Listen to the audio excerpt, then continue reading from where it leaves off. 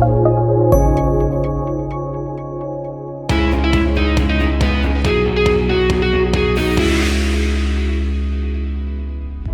name is Diana Castro and this is Leaders with a Mission. And today I have an amazing person, someone who I have personally worked with and someone who I admire. Her name is Genna Bobshever and she's a leading South Florida wellness champion and dedicated health advocate who has influenced the industry for over 8 years.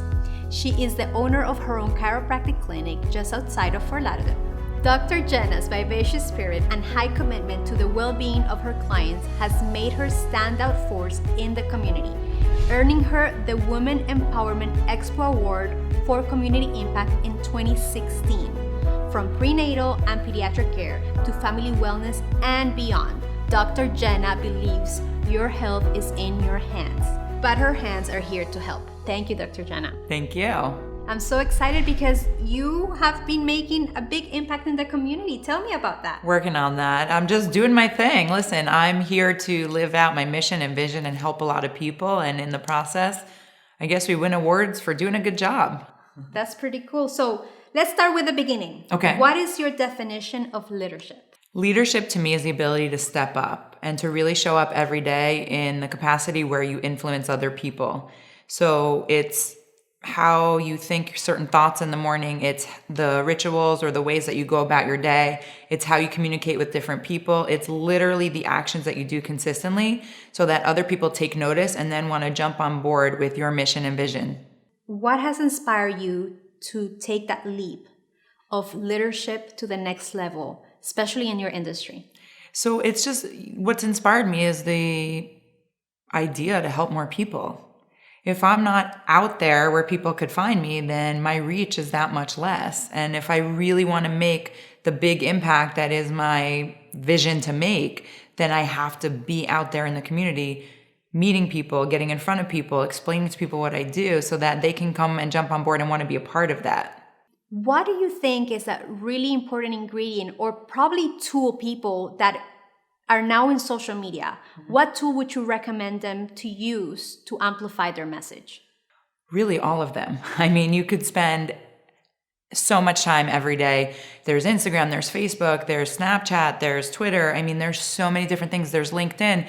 The cool part is that they're all free. So if you're just getting started, then why not have a presence on all of those? But what happens is as you build your business and your brand, it becomes harder while you're doing the actual work that is the part of your job to manage and maintain all of those. So I hire phenomenal people to help me out and be a part of my team, like for production, so that we could put our video and our image and our branding out there because it makes all the difference. So what's the difference between someone choosing my office or another office to go to for chiropractic care? Well, as in the example I used before with the video that 4 Productions did for our company, once we put that out there, that gave people an opportunity to get a glimpse into who I am as a person, what our business and our mission stands for. And then they, if they're going to see that versus not seeing that with someone else, who are you going to choose? Yes, it gives you an advantage. Mm-hmm. Yeah. And so in answer to your question, we're talking about, you want to just be out there. Some venues allow you to pay to play kind of thing. And I think that some of those venues are moving more in that direction. But for the time being, it's not yet there. So why not put yourself out there, have your voice be heard, and start attracting your tribe and people that are on board with what it is that you offer. So during this whole journey of leadership, is there anything that you have struggled with? And what have you learned from that? So I had no struggles. I'm 100% perfect, zero failure. So next question. What have I struggled with? It's like, what have I not struggled with? As an entrepreneur, which I think most leaders probably, well, not necessarily in the entrepreneurial position, but high up, but there's typically someone, I don't like using the word below, but there's someone that maybe reports to you or that looks to you or turns to you. And when you're in that position, you're going to learn to get to the point where you're at by making mistakes.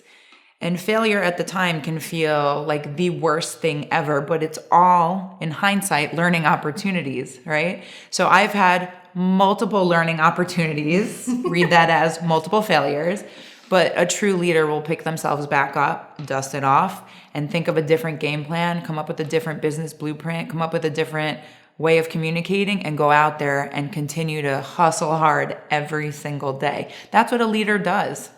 In your opinion, what is the most important ingredient for success? Consistency.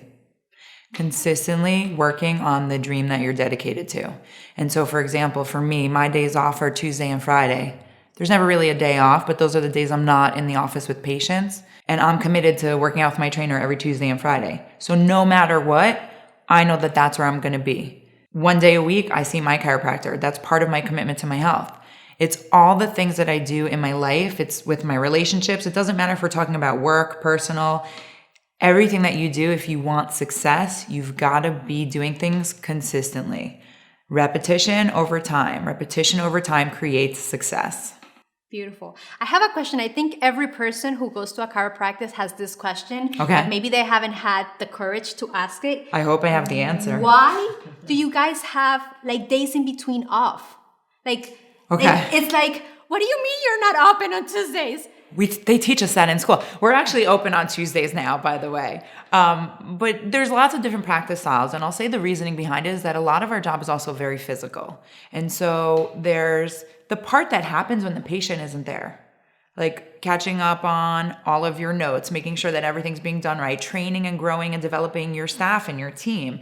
There's the part where you're out marketing in the community. Like that's why I said before, it's not that it's my day off. That's the days that I'm out there giving public talks, speaking at different events, going to different corporations and sharing our mission and vision and doing community outreach. So, but on the flip side, part of why is that the job is very physical, what we do day in and day out. So, I would say the old school practice model was full day Monday, full day Wednesday, full day Friday. And then, some people had a little Saturday in there.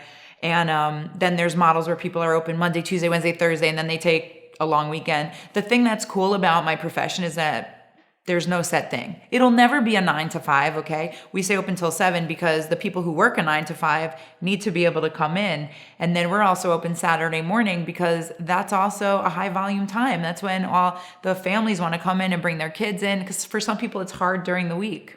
But I knew there was something in there. I always, when I was going to my chiropractor, I'm like, why? Who's closed on Tuesday? Why? Who's doing this? That's really why. There's so much that goes on when you're not face to face with the patient to make that practice be a success, to make and allow for the community to get healthier naturally. And you can't do that if you're in front of a patient.